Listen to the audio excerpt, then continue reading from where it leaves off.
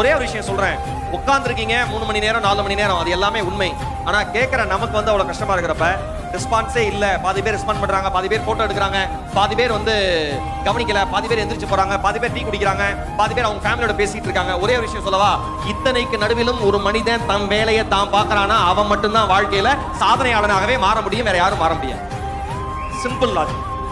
ஒரு சின்ன விஷயம், வாழ்க்கையில தொழில் செய்யற எல்லாருக்கும் சொல்றேன், உங்கள் குடும்பம் உங்களை நம்பாமல் போகலாம், உங்கள் நண்பர்கள் உங்களை நம்பாமல் போகலாம், உங்களுடன் தொழில் செய்ய வருகிறேன் என்று வந்த உங்கள் பார்ட்னர் உங்களை நம்பாமல் போகலாம், அல்லது யார் உங்கள் பிசினஸுக்கு பணம் கொடுத்தாங்களோ முதலீடு பண்ணாங்களோ அவர்கள் உங்களை நம்பாமல் போகலாம். ஆனால் ஒருபோதும் உங்கள் நம்பிக்கையை மட்டும் நீங்கள் இழந்து விடாதீர்கள். அது மட்டும்தான் உங்களை காப்பாற்றுகிற மாய சக்தி.